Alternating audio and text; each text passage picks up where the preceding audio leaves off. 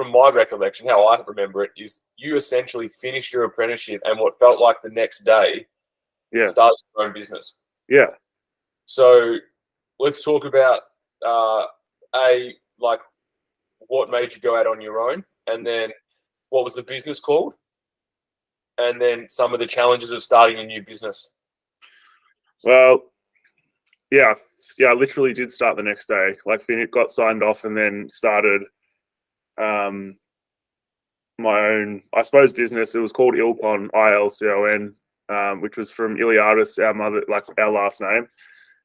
And then construction, pretty basic. I think that's how a lot of construction companies or trades sort of sort out their business name. It's just the easiest thing. So yeah, started that off. It was just like as a sole trader, so not a proprietary limited company.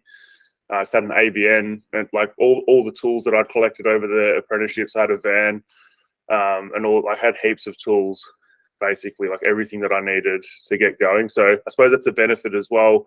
If as an apprentice you're motivated and are doing the best thing you can to increase the chance of you being employed or increase your sort of value as an employer or employee, sorry. You'll set yourself up once you finish your apprenticeship to get straight into it and become a subcontractor or work for yourself, basically, in whatever shape or form that looks like. So I had the tools, had the equipment. I had a very good skill set.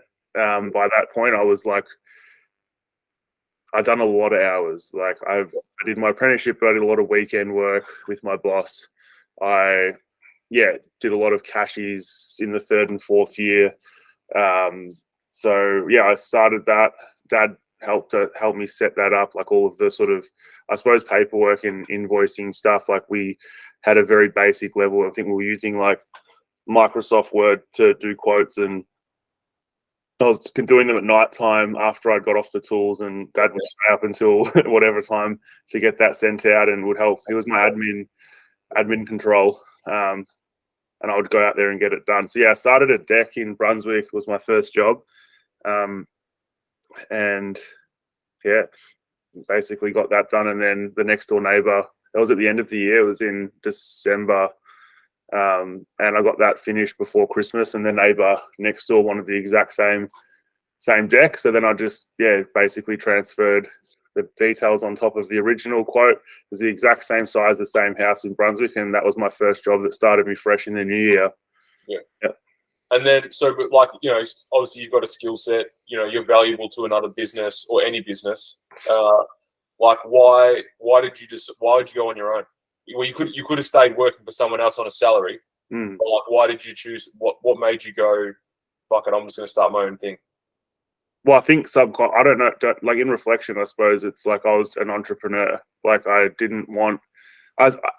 basically, as an apprentice, saw the fundamentals, what didn't work, basically, what did and didn't work in the construction company I was working in, and was very interested in that, like fixated on these guys could be doing something so differently to make it a better business. Like, why are they not paying their guys on time, their subcontractors? Why are they not hiring new people? Like, they seem so busy. Why are they not doing this? Like, super intrigued from a business point of view, or not so much from a business point of view where I just wanted a business and like wanted to be rich. And no, I was just obsessed with understanding why there's a problem and how can we fix it.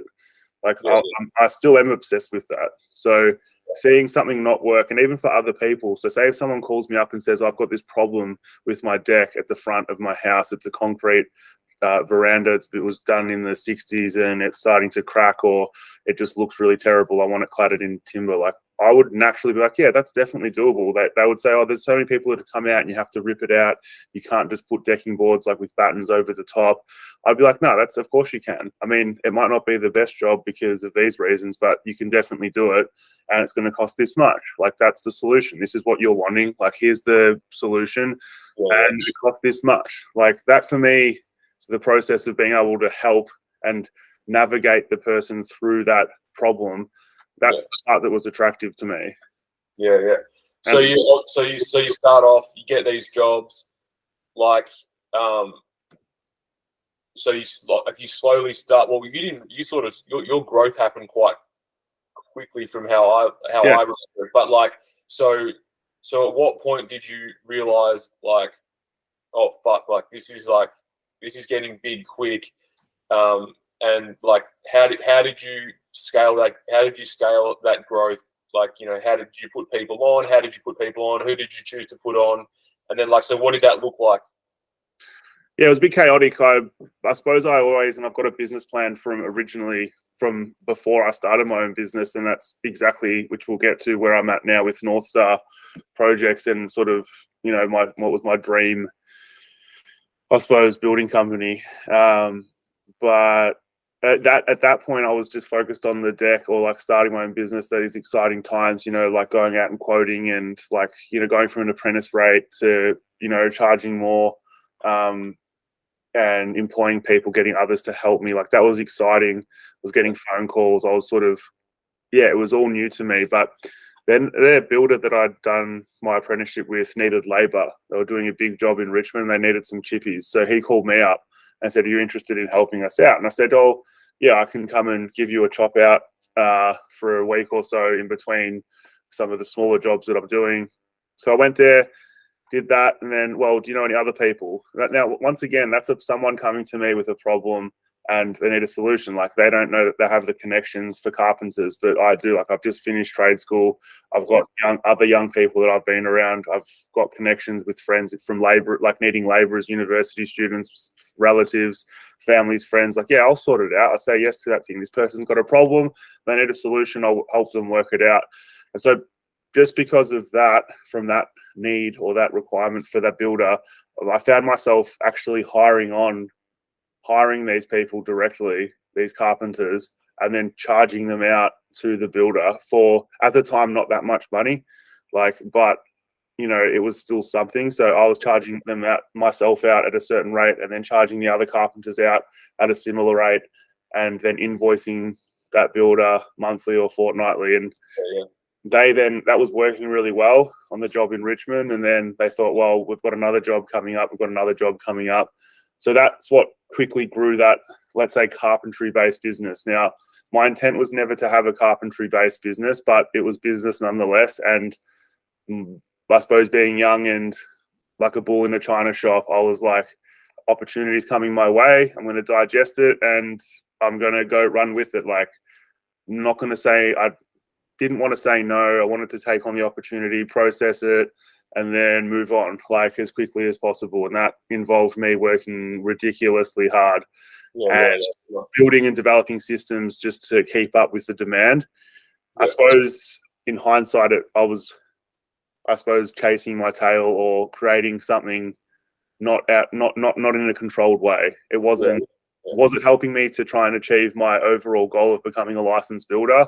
Sort of, but did it put a lot of pressure on me? And did I have to then sort of work for that business just to keep up with the demand? I mean, yeah, but it taught me a lot.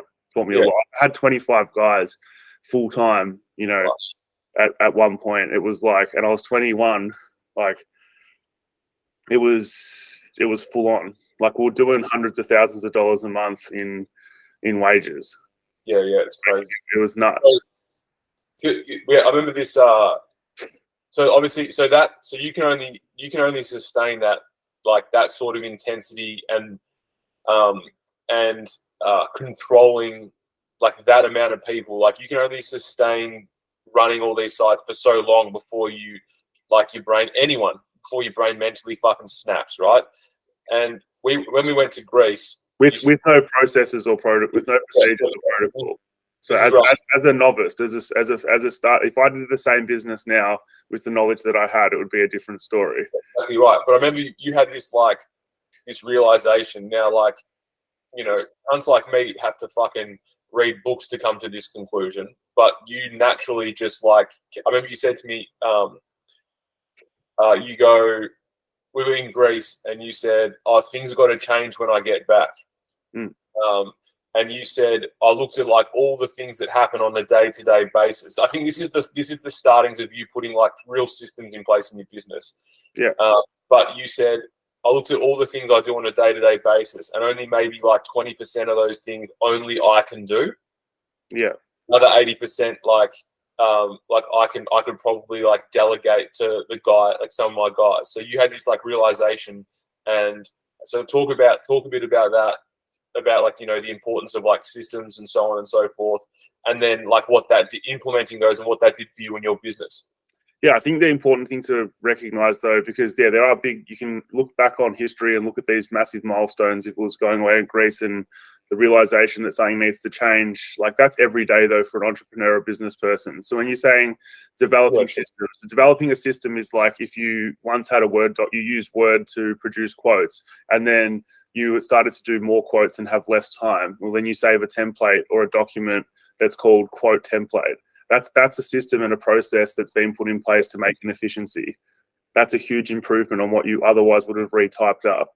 So every single day, every single time that I had either too much pressure on myself and needed to delegate, a new role would be created or a responsibility would be shifted to another worker, or I would be constantly thinking on my drive home, like that's from the day dot when I did that first deck, what worked on that job, what didn't. Those thoughts in my head are the same thoughts right now today about how can something be improved? How can a system, where there was a mistake, there was a problem, how can we actually fix that to make it better and make it more efficient? And I suppose that a young business person or young tradesperson, that's overwhelmed with actually physically having to do the work and time poor and having 80 calls a day, like if you realize what the major problems are and reflect on them, you can then put things in place to make it better. Yeah. And so like I was always aggressive with that. Yeah.